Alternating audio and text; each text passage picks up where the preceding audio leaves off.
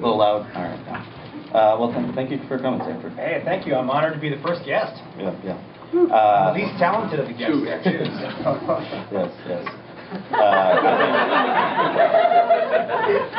I don't think that would go towards me. I think I might be pretty talented. So. Yeah. So you had the first co-op event for the art theater. You showed Oh Brother, Where Art Thou? And you're actually showing it tonight too, right? That's right. That's right. I have to peel out and go make the 10 o'clock show. Sorry for possibly stealing some viewers from you. No, it's cool. So how did the first showing go? The first showing went great. We had a great turnout for the co-op. I think we had, the first night, we signed up something like 50 people, which was awesome. And then since then, we've signed up like another 40. Mm-hmm. So we have 90-something owners already to the co-op. Mm-hmm. Yeah. So explain the co-op a little bit. Explain the idea. Okay. So let me begin by taking no credit for this. The background to the co-op is there's changes going on in the movie industry that were negatively affecting us. The biggest deal is that they're forcing all theaters to go digital. And the way that they're doing this is they're actually not going to send out movies on film anymore. And so if you want to show films, you have to get digital hardware. So we were kind of screwed. Yeah, that happens. Yeah, you know, as the operator and the business owner, I looked at the numbers and I was like, wow, well, we can't afford that. Because we have to buy, it's like $80,000 for equipment. So I was posting about this, kind of, I guess, complaining about this on Facebook.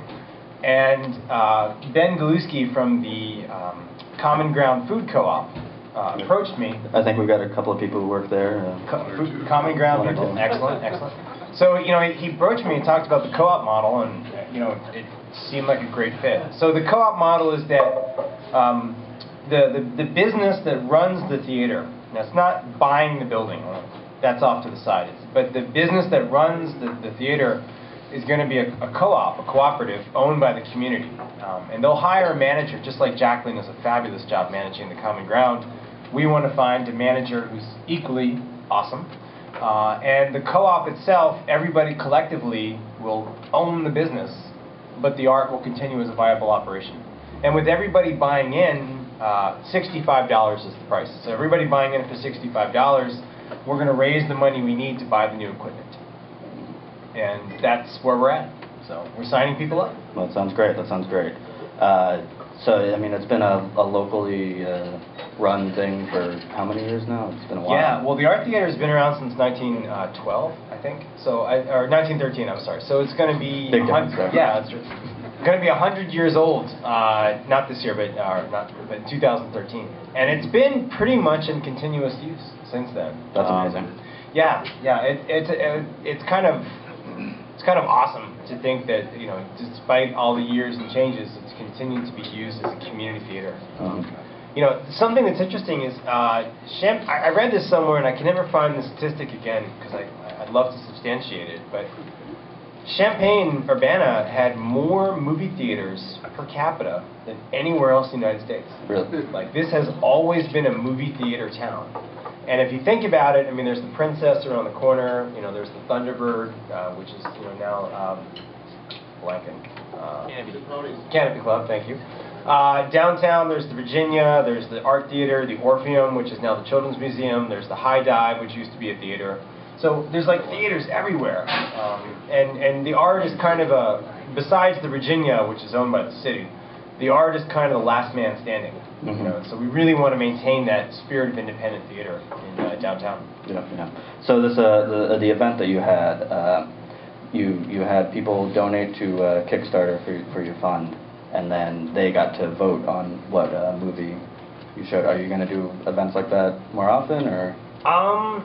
One of the things about the co-op that they'll probably do more often is voting for movies, having the owners vote.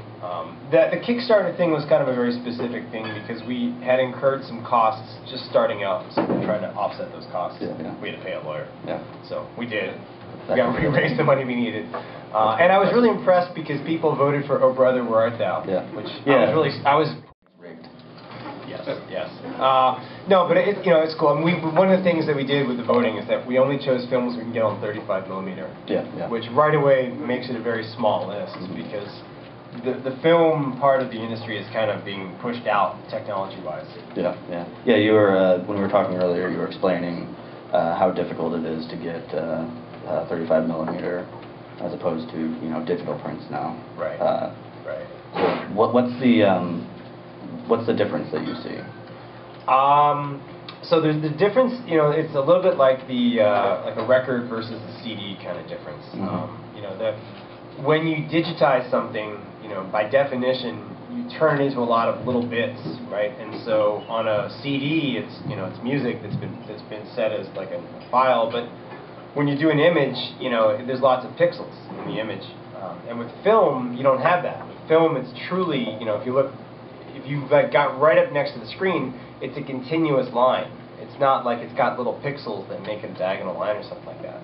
So it gives a better image, but at the same time, to me, the more important thing is the sound. Most of the stuff that we get on film is actually made for movie theaters. So the sound is designed to use the surround properly. When we show stuff digitally, especially if we play Blu-ray and things like that, the sound has kind of been dumbed down for a home theater network. We've got like a 5.1 sound or even just center channel sound. So the sound is not nearly the same on digital versus it is film. At the same time, kind of like the same debate about records versus CDs, you get a little more scratches and stuff like that, which some people think adds character, and other people just kind of find a little distracting. Yeah, yeah. So tell me about yourself. I mean, how did you become the manager of this theater? So my story is let me back up a little bit. So I've been a resident of Champaign-Urbana for only about 4 years now. All right. I have a day job, still have a day job. I work for a software company, and so I always kind of had this dream of running a movie theater. And then right around the time that I was going to move down here, and we already knew we were going to move here because my wife grew up in Urbana and her parents are still here, the art came open. Greg Boardman decided not to renew his lease, and I just couldn't ignore the opportunity. So I said, okay, and I took over the theater, and that's 2 years. That's amazing. That's yeah, amazing. It's been great. It's been a wonderful time. Part of me says I would love to keep doing it, but I think the co-op is an even better model for it. Yeah, yeah. So I'm looking forward to be part of the co-op like everybody else, and having the art continue. Yeah. So has it lived up to your dream? I mean, yeah. I mean, there's been a lot of great times. I mean, it's very satisfying. The best parts for me is when, Oh Brother, Where Art Thou is a good example, or we showed Star Trek and Jurassic Park recently, and it's cool to show these kind of classic movies. A lot of times people have never seen these on the big screen, and that's a whole experience. And and especially usually it's opening night, kind of has the best vibe. But when people come in and there's kind of this excitement about the movie, and then the lights go down, and sometimes people cheer. It's a really cool moment, and it's fun to be part of that, and it's fun to see people come out of the theater, and especially if they've really been, impacted by the movie. They're all, either they're worked up, or they're upset, or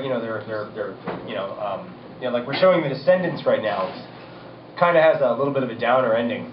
So people come out and they're personally moved, by the movie. Yeah, yeah. And it's cool to be a part of that. Yeah, yeah. So if people here want to get involved, how do they go about doing that? You can always stop by the theater and sign up. And just today, we have a link on the website. So if you go to the website, there's a co-op page, and there's actually a link where you can go sign up through PayPal. All right. Well, thank you so much for being here. Hey, my pleasure. Ladies and gentlemen, Sanford Hess.